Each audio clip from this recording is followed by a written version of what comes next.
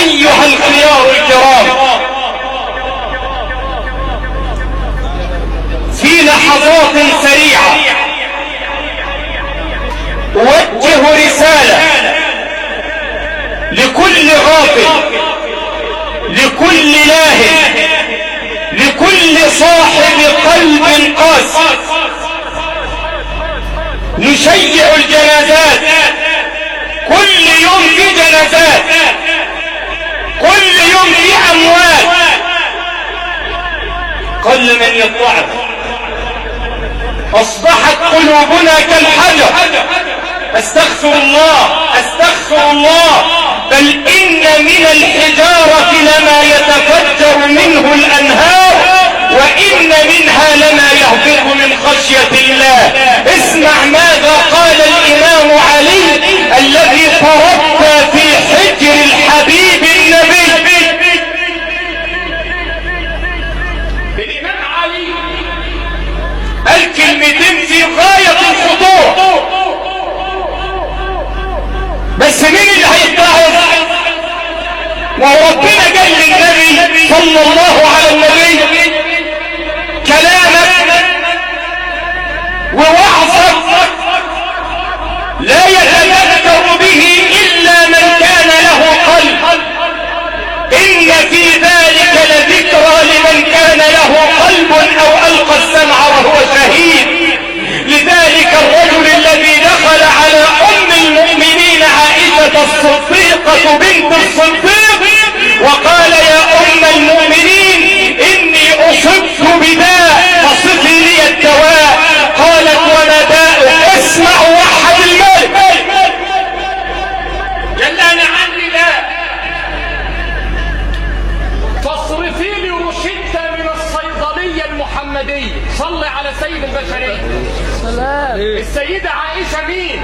الصديقة بنت الصديق المبرعة من فوق السبع الطراب. أنا عندي مرض. قالت له مرضك إيه؟ قال لها أنا مريض بقسوة القلب. كلنا مرضى بقسوة القلب. نسمع القرآن يتلى ولا حياة لمن تناد. القارئ بيقرأ وهو مولع السجارة، تقول له يا عم اقصى السجارة، يقول لك يا عم الشيخ انا مش سجارة انا في نايمة. يا عم فين ومن يعظم شعائر الله فإنها من تقوى القلوب.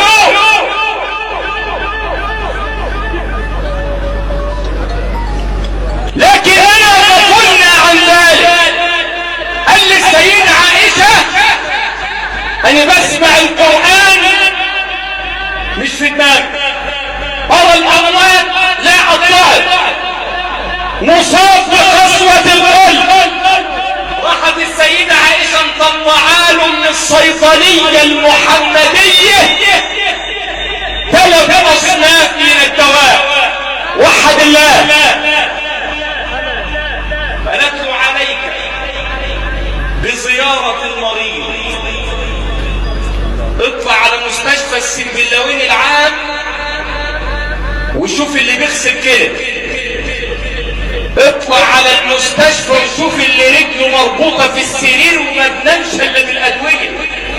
والله العظيم شاب في 20 من عمره قعد 3-4 ساعات في الحمام يؤن من الصراخ.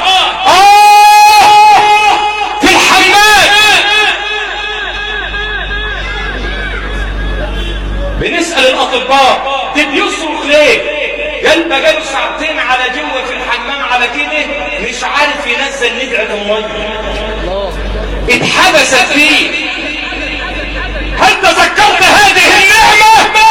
أبو بكر الصديق رضي الله عنه وأرضاه كان يخرج من الخلاء من الحمام ويحط يده على بطنه ويقول تلك نعمة منسية غفل عنها كثير من الناس. الله أكبر. تذكرت النعمة دي؟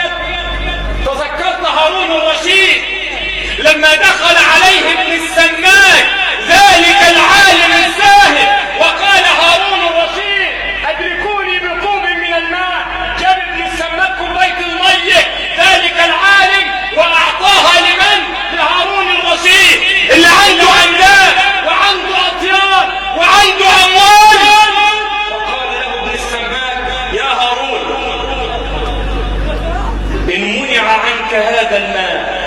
بكم تشتريه؟ كوباية المية ده لو اتمنعت عنك تشتريها بكام؟